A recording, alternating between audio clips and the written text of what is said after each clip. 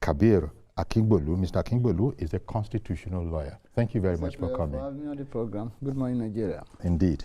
So you know the situation well. In fact, unfortunately, this is not the first time that that kind of a crisis has met.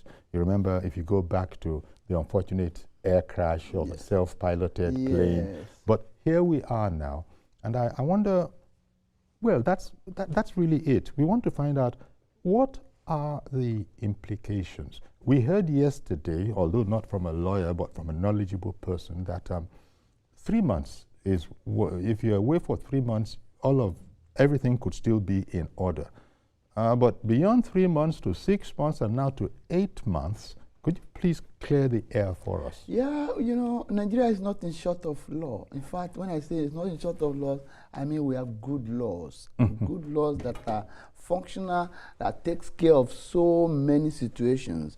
And again, history has taught us that, experience has taught us that we are good students of history. When something happens, quickly we amend our law to come in place with it, because like during the Yar'Adua time, look at what happened, the dramas and all that. He did not remit power, he did not transmit power as dictated by the constitution when he was leaving Nigeria, and that one caused a lot of issues.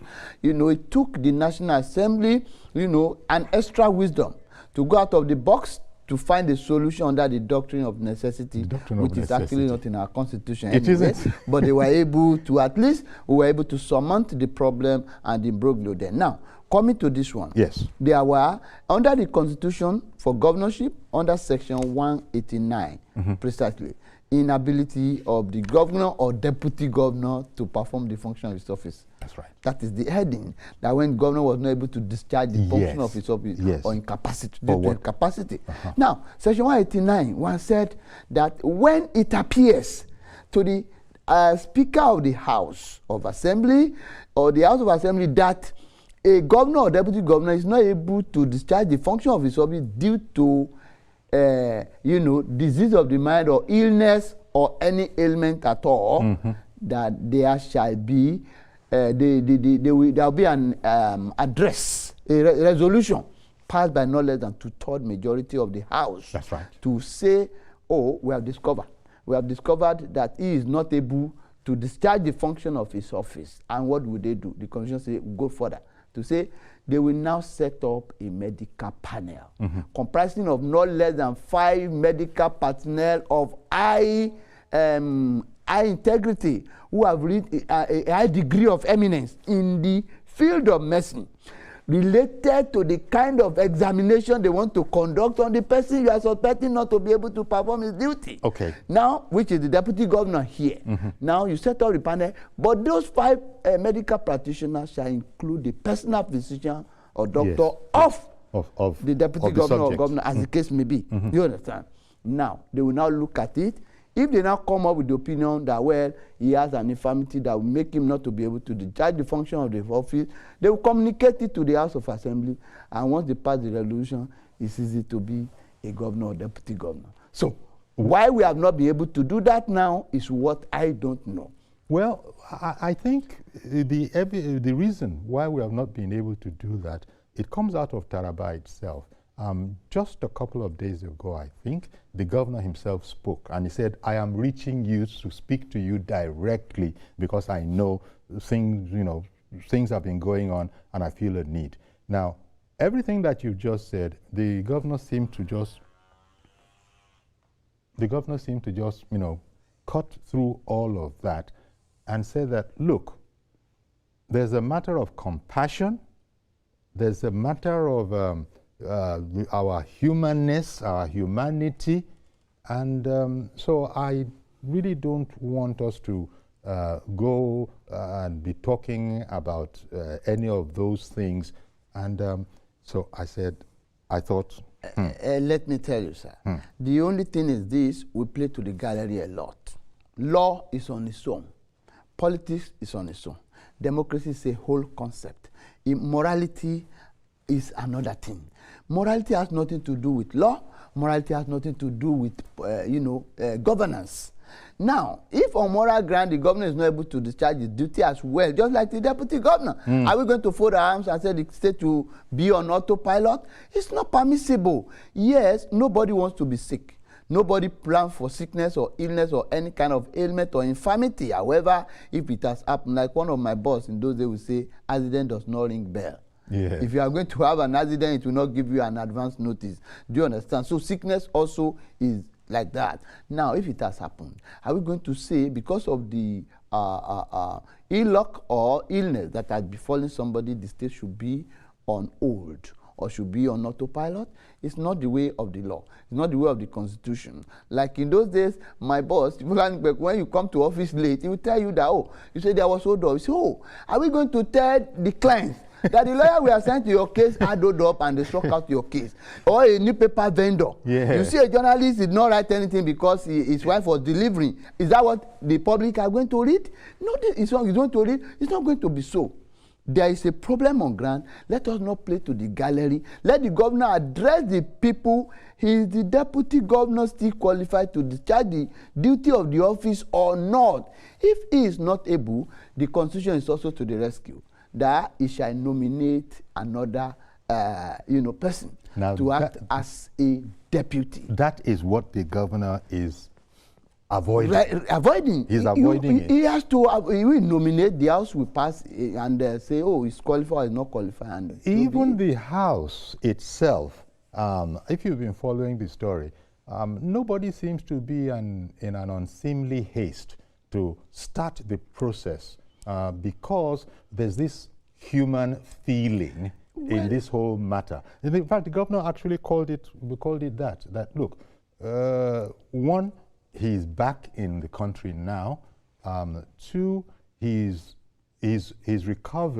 recuperation is proceeding satisfactorily, and in no distant time, the governor feels that he's going to be, at his desk. But it was the Commissioner for Health that, went to where he was first of all taken, one of the hospitals abroad where he was taken. And that's, according to newspaper reports, brought back the news that he actually suffered a stroke.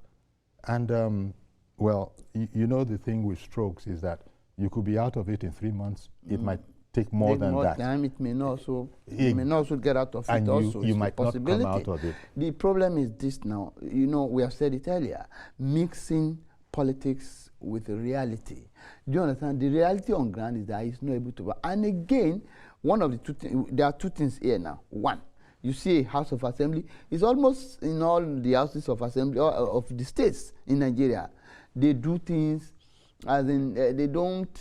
It's more or less like an appendage to the governor's office. That is the truth. I'm sorry to say that, because even the National Assembly, you see that they try to kowtow to the wishes or the whims and caprices of the governor or of the president, as the case may be.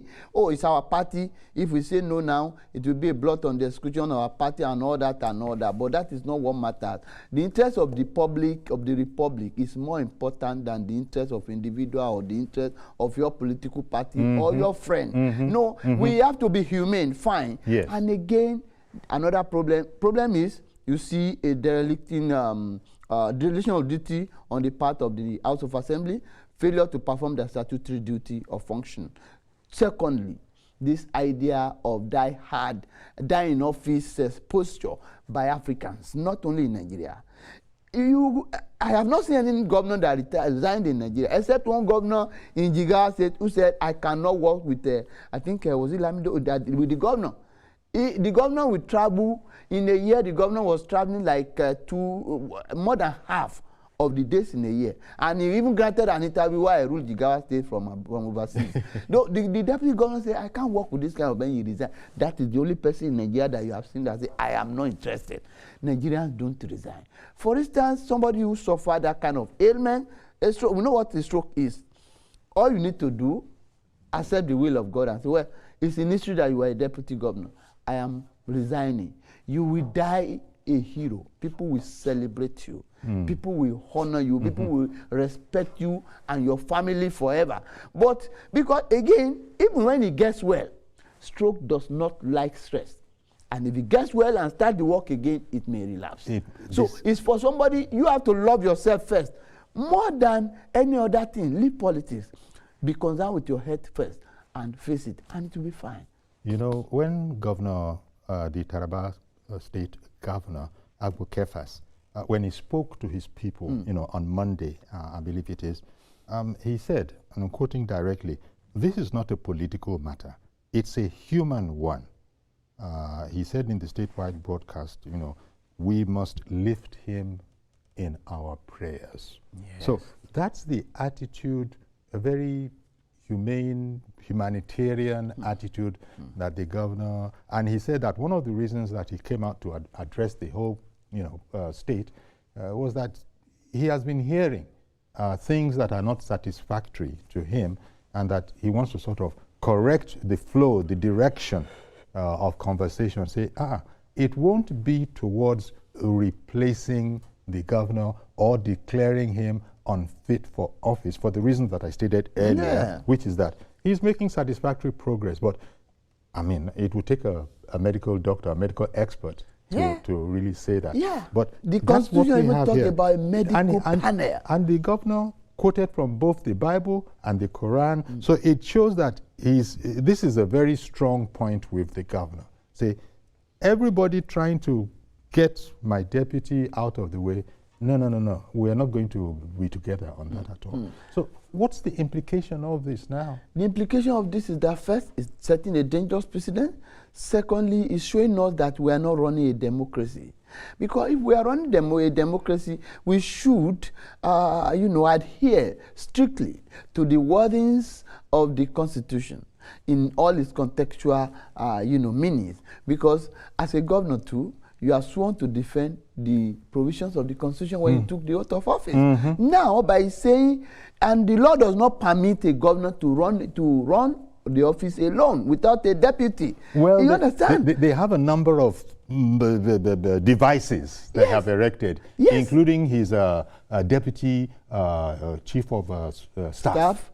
Yes, transferred to the governor, to the deputy governor's office. Yeah, you see, what I am saying is this: he cannot do that. That is an aberration. And again, you know, the Constitution does not know anything known as chief of staff. It's just an American creation that we adopted here. You understand? It's America, they have chief of staff. That's why up to the local government chairman now, they have chief of staff. Do you understand? Even the chairman of road transport worker and the rest of them are other organizations. No, serious other organizations, they have chief of staff. They have the chief of staff now. When you have a secretary for the nation, SGF, when you have a SSG for the state, you don't need a chief of staff.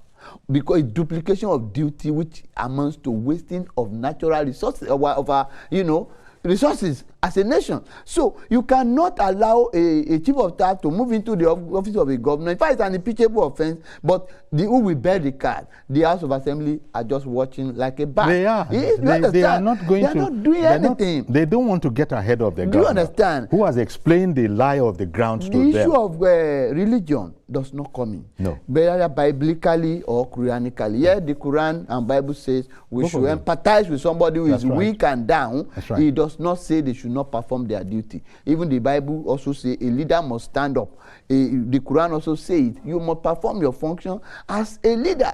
And again, what happens? You'll be collecting his salaries without working. Who does that? 8 months is a lot. If you will agree with me, 8 months is a lot. Well, so even Yaradua that we talk about left Nigeria, I think November 5, he died May 10 or thereabouts. You understand? So it's just about 6 months. This one, 8 months, 8 long months. And before that death of Yaradua, they have appointed an acting president. So I think there should be an acting governor now, possibly. Acting deputy. Acting deputy governor. Maybe that will suffice. You understand? Because although the Constitution has not actually provided for that, but instead of using a chief of staff to do that, you cannot do that. But Governor Kefas, as you know, is a retired military man, and he's still looking for alternative solutions, among which is he's likening the situation that we have in Taraba now, that esprit de corps Esprit de corps. Exactly the point. Yes, esprit de corps has an application here. Yes, that's exactly what he's doing. One, he's playing the religious card, and that esprit de corps thing. That is the major thing. And the issue of being, let us be moral, let us be humane. Yeah. You know, everybody will sympathize with the deputy governor. But we are talking, what does the law say? Are our actions in being sympathetic and empathetic, is it in sync? Or synchronized? Is it synchronized with the law? Is it speaking the same language as the Constitution has directed? No. The answer is no. Perhaps. The House of Assembly, are they performing their duties under the law? Because under the law, the Constitution leaves the duty to the House of Assembly to take a decision. So this is where we are. So I think the House of Assembly should wake up to their responsibility, and the governor should also act like a good sportsman to know that you cannot change what is bound to happen. Once something is inevitable, there is nothing you can do. They should allow things to take its normal course. Nobody will say, the governor doesn't like his deputy. It's a natural occurrence. One that was not planned for. And the House of Assembly should also perform their duty by saying, this is what the Constitution says. We sympathize with this man. We didn't know it will come to this. But then, there must be a governor and a deputy governor at every particular point in time. Well, the governor is really working the humanitarian angle. He's really working that. And he said that he's also being careful. He has said, and I'm being careful here, he said he acknowledges the constitutional provisions for replacing incapacitated people like the deputy. But the governor said he would take that step only when we get to that stage. I don't quite understand what that means. Yeah, from the look of things, from that contextual meaning, what he's saying is that, God forbid, that the worst happen. Yes. But we are not going to take any step until that worst happen. That is just it. If the worst is going to happen until it happens, exactly. I am not ready to do anything. Because, one, if we are talking about degree, the degree of or the severity of the illness or ailment or incapacity has reached a high degree, or the highest of the degrees, if it's for 8 months. However, since they have not taken any step, means they won't take any step, except the untoward, the unexpected happens, which we pray it won't happen. However, to help this man regain his health, sir, to help this man live a normal, healthy life, it is better he even relinquish the power and go and stay a free man. He will still be fine. That, to remove himself from the hurdles of governance, from the stress of constituents and all that, the demand of the public, and so on and so forth. Well, that will make his longevity. The government is being very loyal to his deputy. He appointed him. But then, in disloyalty to the Constitution, which is the instrument that brought them to power, and in disloyalty to the people that voted them into power. Because even the ticket the governor and the deputy governor hold or held is a joint ticket. It's not severable. It's a kind of, it's not severable, it's a kind of Siamese twins. So if one is not, remember what happened in Bayelsa.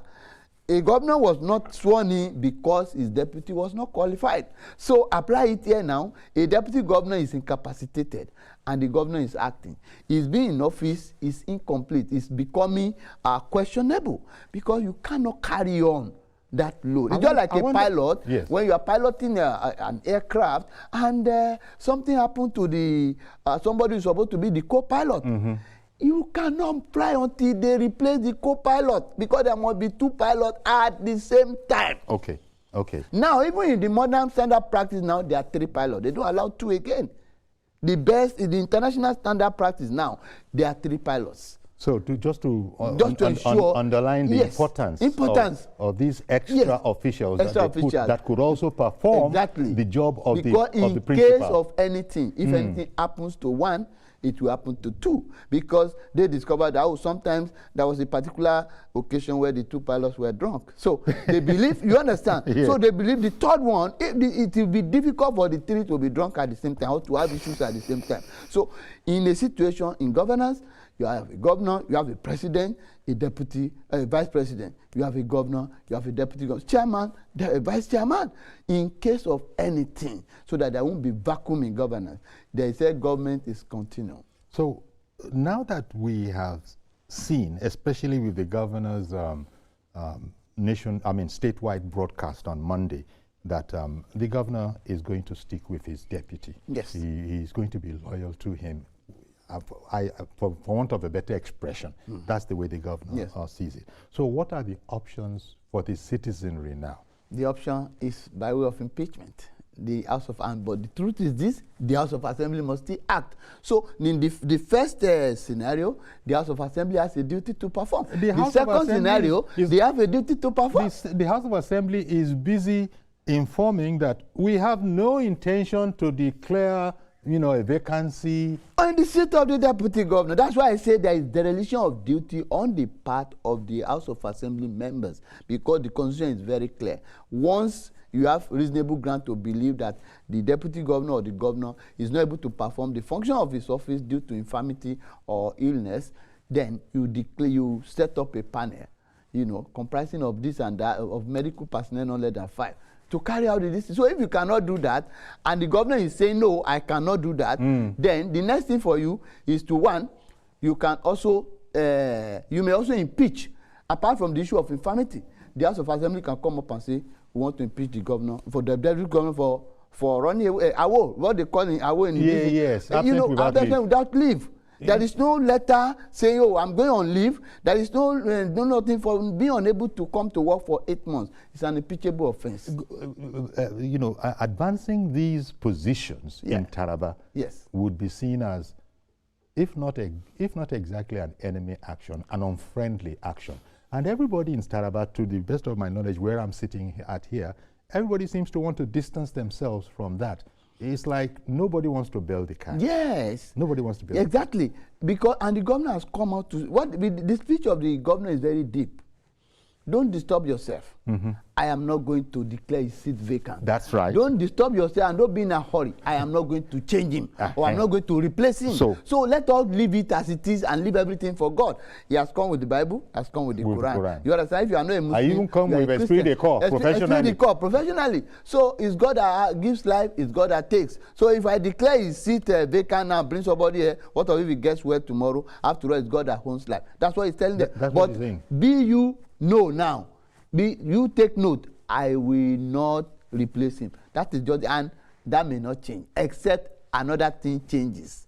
There must be a time, yes, the governor is responsible for his state and especially for his colleague. Yeah. But is there not a limit?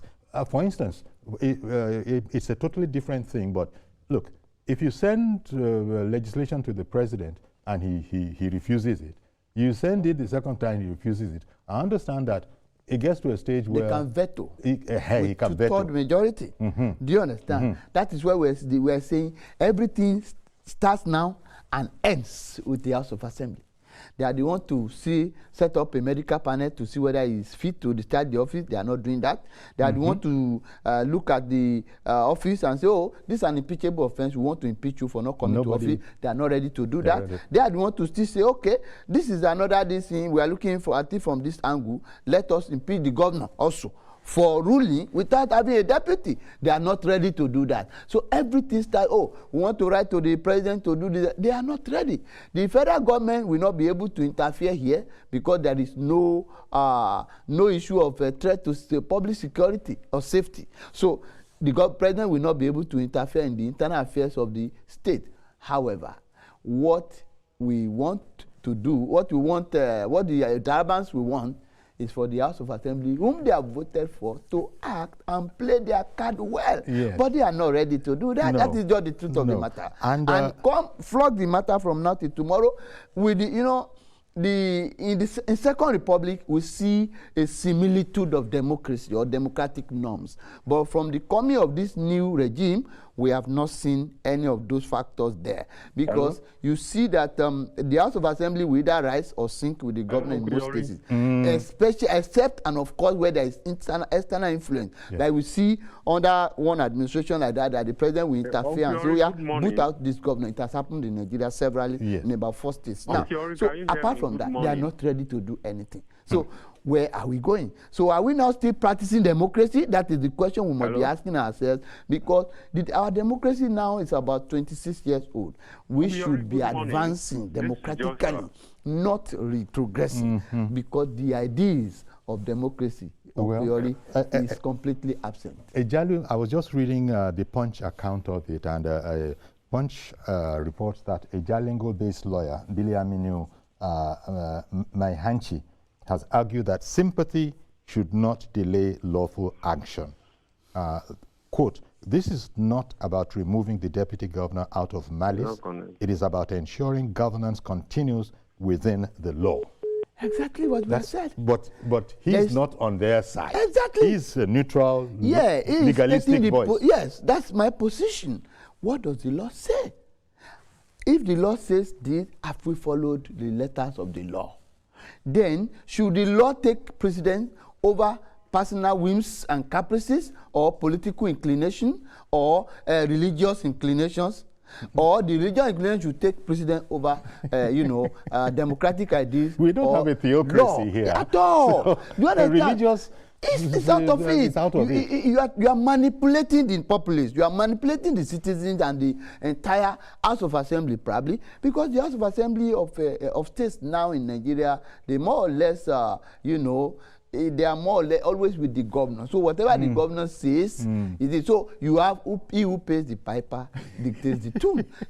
People have fought for independence of the legislatures, but it has never worked, because the governor also do not want independence for the legislatures just as much as they don't want it for the local governments, because they see them as willing tools. If that independence is achieved, they won't be able to use them for whatever reason. Okay, I'll tell you what, let's take a break now. Maybe when we come back, they'll put the phones on so we can actually get what people are thinking from home on this matter.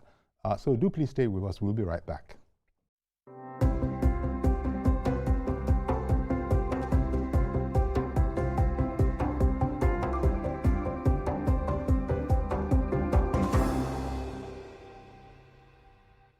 I write to request the kind approval of the National Assembly. Behind every decision, every vote, The ayes have it.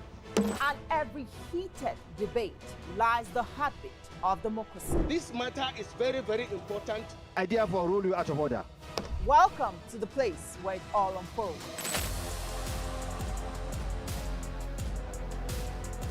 Every week, I take you inside the inner workings of the assembly, where laws are shaped, decisions are made, and the future of the nation is decided. The ayes have it. Join me, Tijesu Adeoye, and other seasoned experts, analysts, and lawmakers at the National Assembly as they uncover the real stories behind the headlines and offer unfiltered insight on the most pressing issues of the day.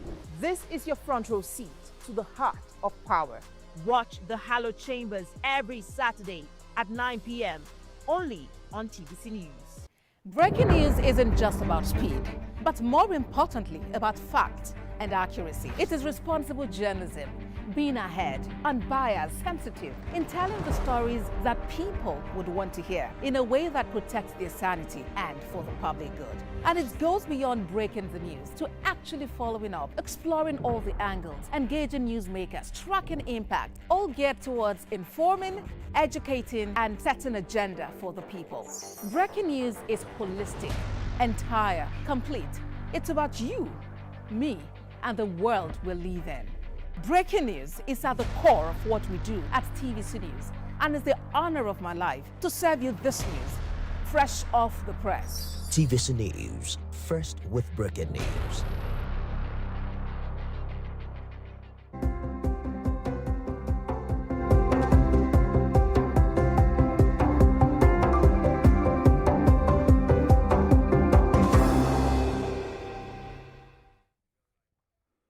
Okay, welcome back. Our guest still is Kabir Akimbulu, and we're looking at the constitutional situation in Taraba, where the deputy governor has been out of office, unfortunately because of ill health. But the governor has gone on a nationwide, statewide broadcast, I beg your pardon, and I said that he's proceeding, his recovery is satisfactory, and that in no too distant future, he expects that he'll be back at his place. But in the meantime, nothing is being done. And I was just quoting a Jalingo-based lawyer, and our in-studio lawyer has said the same thing. Sympathy should not delay lawful action. And it's not about removing the deputy governor out of malice. It's about ensuring governance continues within the law. And also to apologize to those who called in earlier, but we couldn't pick. We are about to pick any call that comes in now. So please don't get tired of calling in. We can now hear the calls as they arrive. So we have this situation, and you know, I think this lawyer and your very good self have said it so excellent. Oh, Mazi Okoroafo is on the line. Good morning, Mazi. Mazi, are you still on the line? Where the deputy governor of Taraba is? Okay, Mazi, I can hear you. Deputy governor of Taraba is where the man is? Where is he? He is at home. He is back in the country. I'm answering your question. I'm answering. If you can hear me, according to news reports, I'm trying to answer you if you can hear me. He was initially taken to Egypt. Oh dear. I think, sorry, can you just disconnect that call? Mazi is not, we're not on the same wavelength. He's saying something else. I think he's speaking to someone else. So, Mazi, when you can get through to us. But by the way, he was asking where is the deputy governor? Well, he has been returned home. He has been returned home. He, first of all, this whole journey started from the hospital, the National Hospital in Abuja. After that, I think, yes, he was out of the country, Egypt, and I think it was while he was in Egypt that the Commissioner for Health visited him. What normally happened, what happened here is not dissimilar to what happened in Yaradua's case. Okay. When the call for his coming for resumption, it became intensified and reached the peak, they hurriedly brought him back. In fact, getting to Nigeria, so that nobody could have a glimpse of the president, then they switch off all the lights in the airport just to smuggle him out of this. Nobody saw him. Yes, everywhere is there. It's everywhere. The record is there. Now, the same thing here. When the call became intensified, and the commissioner for health has visited, and he could not give any satisfactory account of his good health or sound health, they had to rush orderly bring him back home. Instead of him to allow him to concentrate on the treatment which he has not finished, they brought him back home so that we can say, oh, he's not out of the country, he's around. So you cannot remove him. That is exactly the politics that are played out in Taraba. Exactly similar to what happened to Yaradua, in the case of Yaradua. And, but if he's in office, but can't really be in office, look at what happened. Yeah, I think it's maybe, well, they are lucky, so to say. Look at what happened to their former governor also. He became a human vegetable, so to say, almost a human vegetable, and due to the ill-fated aircraft crash. Yet, they did not transmit power to his deputy. He continued in office when he was completely incapacitated. So, this is the problem. In Taraba, that is, what's the name of this governor? The fair man. Do you understand? So, but they didn't change him also until the last minute. They refused to. They refused to. So we should understand something in Nigeria. There is no sentiment in governance. And law does not recognize tribalism, religion, or governance, or morality. You are saying that from your position as a lawyer, and you're concentrating on the law. Yeah. But we do things a bit differently in Nigeria. I recall a totally unrelated case. When Ekweremadu was in the midst of his problems in the UK, our own former president, Olusegun Obasanjo, wrote to the court, seeking to say, wait, you guys, I can vouch for this guy, whatever the words were. So in short, what I'm saying is that I expect this missive of mine to affect, you know, long and short of it, he might not have used those words, but you don't need to throw the book at him. Exactly. You know? Understand? And now, why would somebody think that such a missive will actually influence or affect a court in the UK? Exactly, because we overrate ourselves, because we thought or we forgot or choose to realize. You understand? Is that we fail to realize or choose to forget that the way we run our democracy is not the way it is done over there. Remember, and that hurts when you say these kind of things. It hurts. No, the way we run our democracy. No, it's true. Because we profess to be Democrats along with the whole world. Uncle Yori, we are, as far as I am concerned, we are not yet in democracy. We're in civil rule. Because all the things, where is it possible that a president will just travel anyhow, a governor will just travel anyhow, a local government chairman will travel anyhow, a deputy governor of a state will not function for 8 months and you are not doing anything? It is not done anywhere. And instead of you to address it, you are talking about religion, about Bible and the Quran, which has no place, because we are not being governed by the Bible. We are not being governed by the Quran. Not being a theocratic state. We're not a theocratic state. There are states where those holy books will be the law. Yes, exactly. No. Now, we have a constitution. Do we have a provision for this situation? No, the answer is yes. We're a secular state. Exactly. Okay, one moment, sir. Let me bring in James. He's calling from Borno. Good morning, James, in Borno. Morning. Thank you for calling in. Go ahead right now, please. Yes, can you connect me to this morning? Yeah. You're speaking with us right now. I'm saying good morning to you. Thank you for calling in. Yes, thank you very much. I would like to ask a question. But presently, right? There's so much noise around you. Is the noise around you or is it somewhere else? Okay. All the noise around you. Yes, I would like to ask a question. Go ahead. We have a lawyer to help us answer.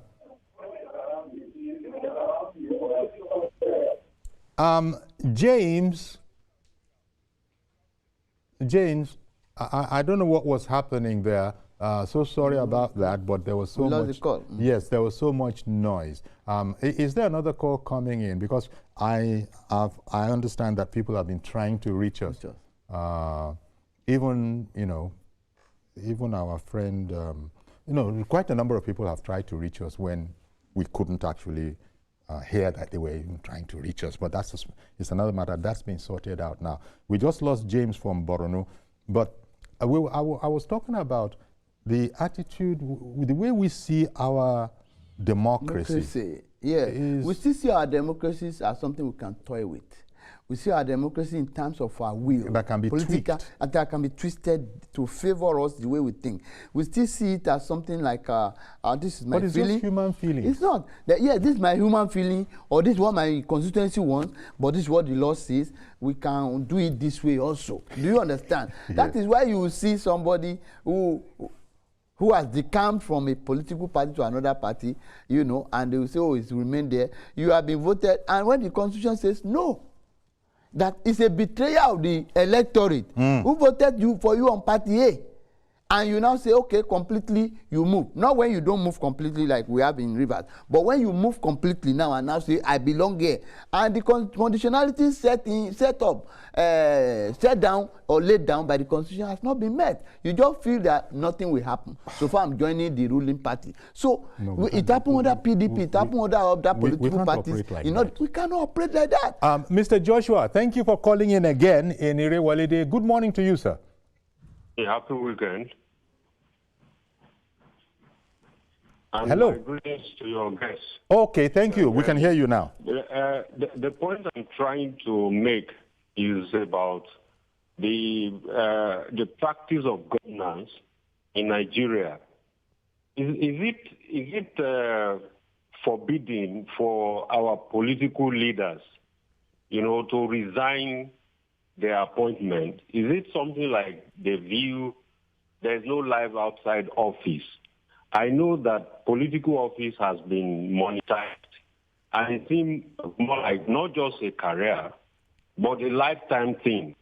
That now, when somebody is critically ill, when a politician is sick, he knows he's sick and is incapacitated. What stops them from resigning that we have to go through all these circles of balancing the governor working, the deputy is not there, or the president is so sick. I think we should stick to the matter very straight so that we stop all these complications about political leadership. These people are paid for, or their services are paid for. And when their services are not rendered, they are being paid. And, the governance will suffer. At the end of the day, the people don't get the benefit of who they are voted for. Yeah. So I think this issue should be addressed directly to the fact that these individuals should be encouraged to resign when they are no longer capable of holding public office. Okay. Thank you, sir. Thank you very much for calling in. Well, that's a perspective, but that goes against the whole sentiment of Governor Kefas. Yes. Because he's saying let Governor us Kefas just be patient. He's not even interested in what the law says. He's only interested in the interest of his political ally. Yes. That I must I must support this man to the last minute.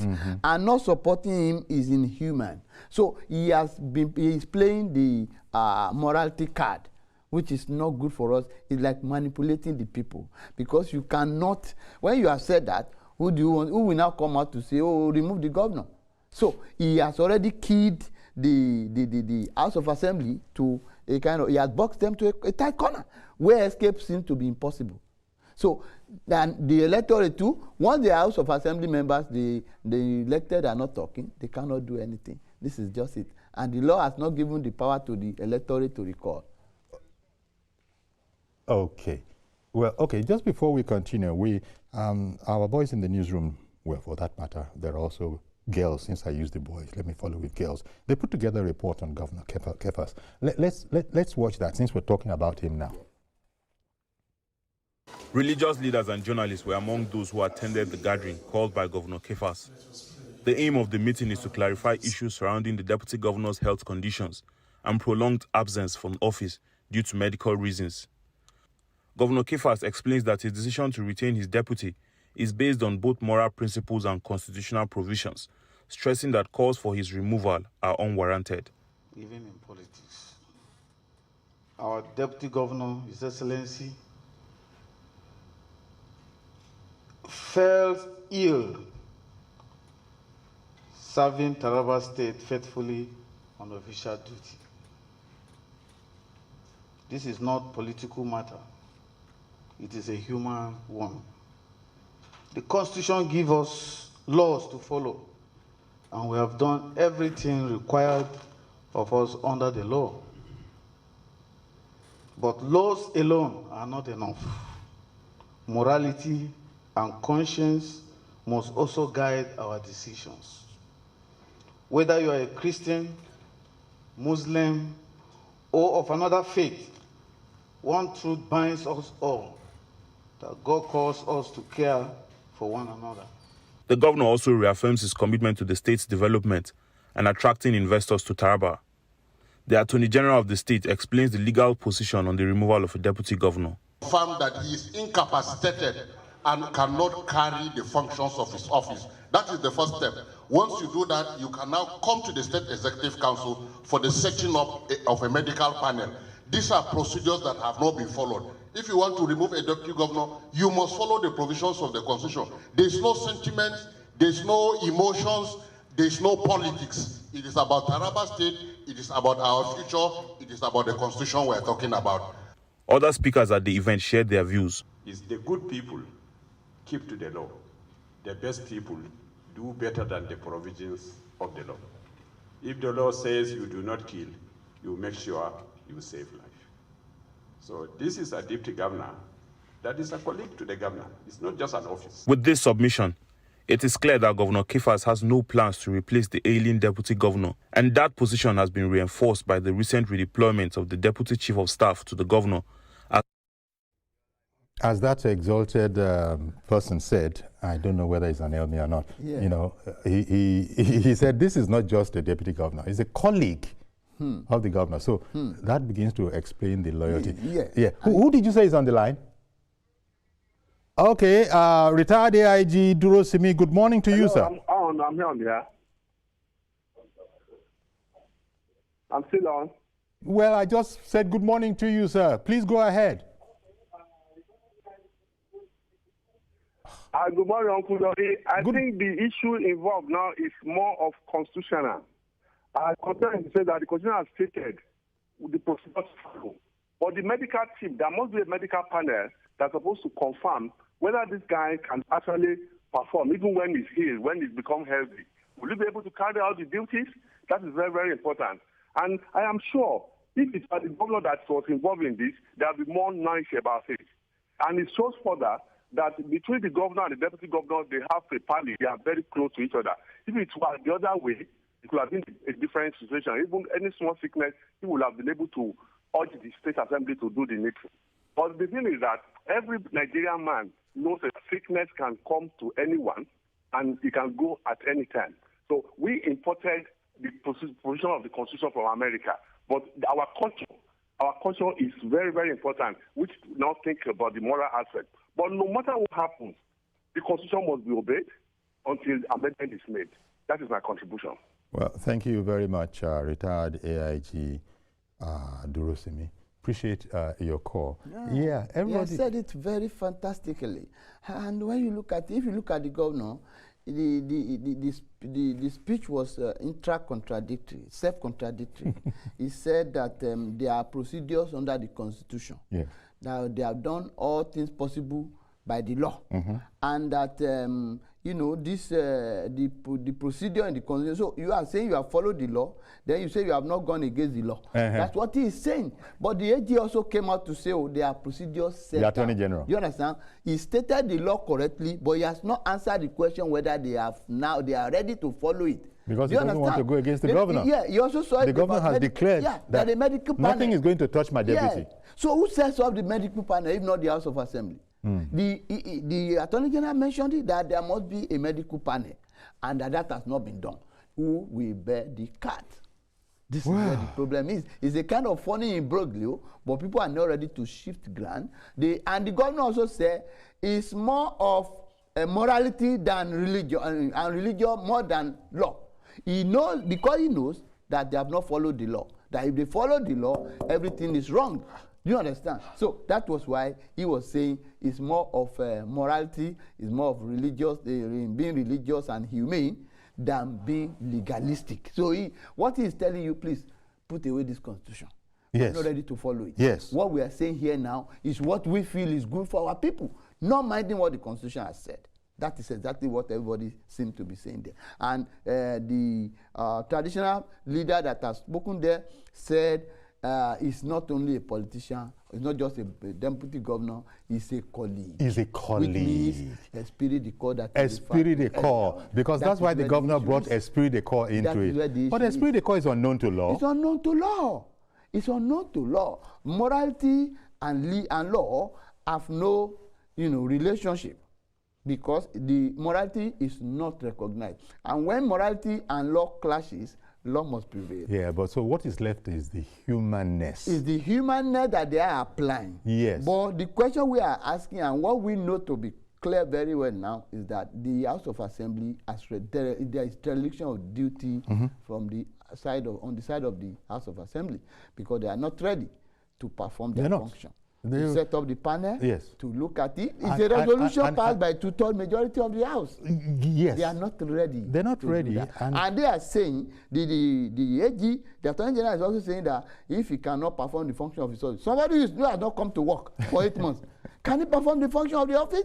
It goes without saying. It is it's crystal clear, as clear as snow. It's crystal clear, but it's also an unfortunate situation, simply because human frailty is involved. Take precedence over our law. But that is the problem right there. The problem that we have here. That is the problem right there. Because we allow sentiment, emotion, morality, religious inclination to override the clear provision and unambiguous provision of the Constitution, which is the ground norm and the concept origo of Nigeria. Because Barrister Akimbolu, yes, let's leave it there. You couldn't have been clearer, Thank you very much. It's a pleasure. You couldn't have been clearer to help us understand what's going on. And I guess we'll have to wait and see how it all pans out. Okay, we're going to have to leave it here, but do please join us on Monday for a fresh edition. I am Yori Folarin. Bye-bye for now.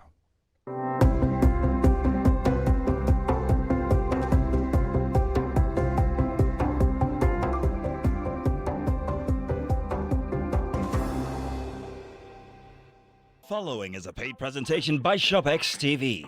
Are you ready for a clearance sale deal that will change your kitchen forever? Introducing the CookX 10-in-1 Air Fryer Oven, a powerful 12-liter oven that provides 75% more cooking space than traditional air fryers. Stay tuned to learn about the amazing free bonus items included with the CookX Air Fryer Oven. Say goodbye to greasy, unhealthy food and hello to nutritious, delicious meals. And here's the best part. This revolutionary kitchen appliance isn't just an air fryer. It's also an oven, dehydrator, toaster, pizza grill, and rotisserie, all in one. The CookX Air Fryer Oven is a 12-liter powerhouse that can fit a whole chicken and feed the entire family. Using hot air circulation, it cooks food to crispy perfection with up to 80% less fat than traditional fryers, requiring little to no oil. What's the secret? Fry food using superheated air, giving you that irresistible crispy texture without the excess fat and calories. It's a chef-quality, all-in-one kitchen machine. Air fry crispy yam, plantain, or akara in just 3 minutes with 80% less oil. Roast a full chicken or turkey perfectly in 15 minutes using the rotisserie mode. Make kilishi, dried fish, or fruit snacks with the dehydrator function. Bake meat pies in 10 minutes. Toast wings without smoke using the grill function. Just set it and walk away. Your delicious meal will be ready in minutes.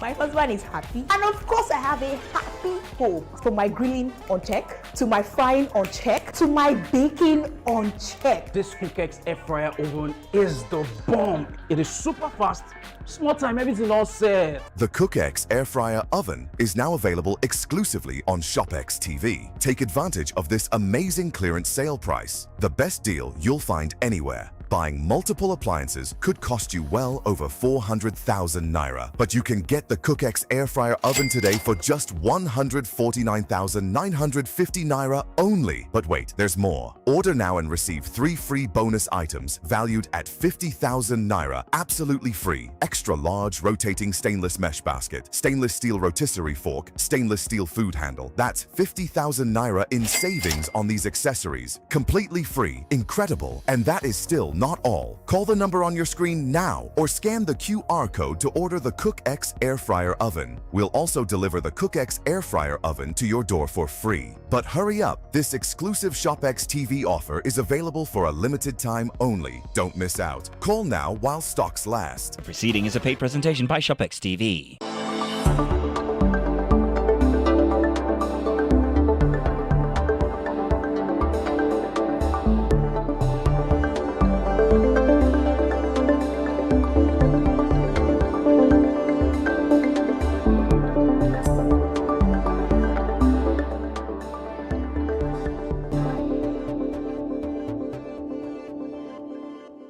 I don't need to start worrying about rent. Every Nigerian deserves a place to call home, and the Federal Mortgage Bank of Nigeria is turning that hope into reality. From groundbreaking projects, policy initiatives to life-changing mortgage solutions, discover how FMBN is actualizing dreams one home at a time. Good evening and welcome to the program, everyone. Join us every Friday at 8:30 p.m. on TVC for the program Everyone Deserves a Home.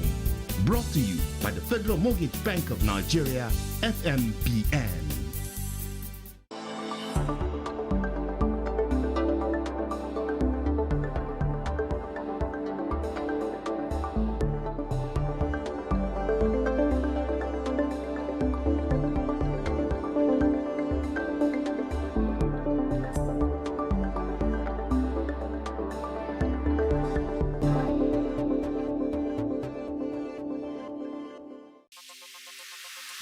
Stay ahead with the biggest news stories. Go beyond the news headlines. Experience impactful investigations. Enjoy resourceful news coverage in real time. TVC News at 7 and TVC News at 10 p.m. Live every day on this channel. TVC News. First with breaking news. At TVC News, wherever the big news story is happening, we're geared up to break it. TVC News, first with breaking news.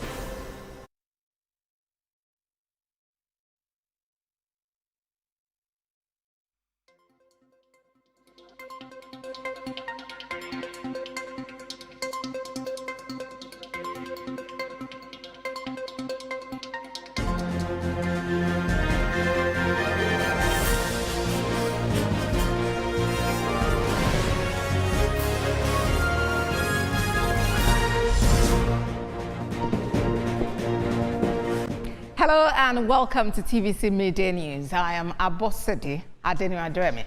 We are staying in Abuja, where the Director General of the World Trade Organization, Dr. Ngozi Okonjo-Iweala, is urging the federal government to roll out social safety nets for poor Nigerians struggling with the impact of economic reforms.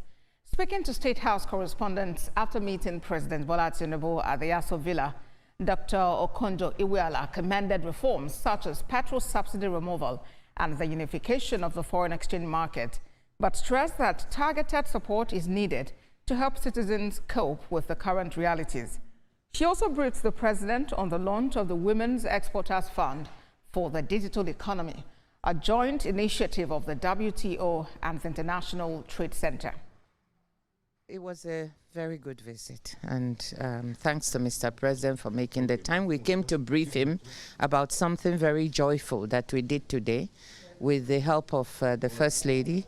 We launched a Women Exporters Fund for the Digital Economy, and the idea is to help support the economy and support women to be able to weather the storms of the economy and be able to create jobs for themselves. So we think that the president and his team, and we just exchanged with him, have worked hard to stabilize the economy. And you cannot really improve an economy unless it's stable.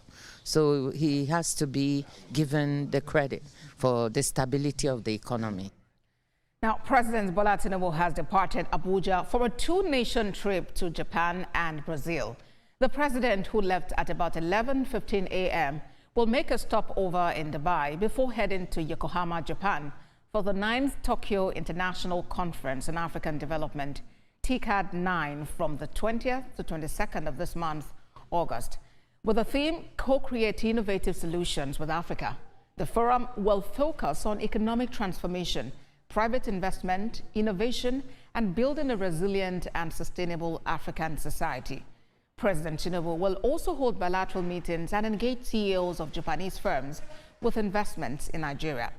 TICAD, a triennial event launched in 1993, is co-hosted by the Japanese government, the UN, UNDP, AU Commission, and the World Bank. After Japan, President Tinubu will head to Brazil from the 24th to 25th of August for a state visit at the invitation of President Luiz Inácio Lula da Silva, where he will meet investors and attend a business forum.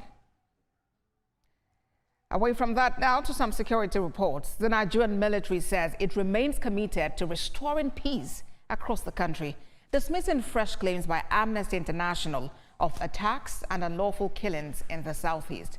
Director of Defense Media Operations, Major General Marcus Kanye, told journalists at a bi-monthly briefing in Abuja that the allegations were unfounded. He also debunked rumors that notorious bandit leader Bello Turji has surrendered. According to the defense headquarters, between the 7th and 14th of August, troops nationwide killed dozens of terrorists, arrested more than 100 suspects, and rescued several kidnapped victims across multiple regions. Dismantle terrorist networks, defeat insurgency, banditry, and all other forms of crimes and criminalities in their respective areas of operational responsibilities. During the week, they carried out several offensive operations ranging from raids, ambushes, fighting patrols, and other covert operations with resounding successes. The air component also carried out several air support, air recce, and air interdiction missions with several Boko Haram as well as JAS and SWAP terrorists were eliminated and their camps destroyed. It is also gratifying to inform you that the terrorists' will to fight has been shattered, as many of their strategic commanders have been eliminated during the past 2 months. As such, their capacity to launch coordinated attacks has significantly been degraded, as few of their surviving commanders are on their own. In a renewed effort, troops of the 12th Brigade of the Nigerian Army under Operation Accord 3 have rescued 6 kidnapped victims in Kogi State. The Army, working with a hybrid team, says plans are underway to reunite the victims with their families. Michael Ila reports. The Nigerian Army says the rescue effort is part of scaled-up operations in the onslaught against criminal elements along the corridors of Kogi State. This latest success saw the rescue of 2 victims abducted in Apata community along the Obajana axis, who had spent 18 grueling days in captivity, and 4 others taken from Asinwe in Okehi local government area, rescued within 48 hours of their abduction.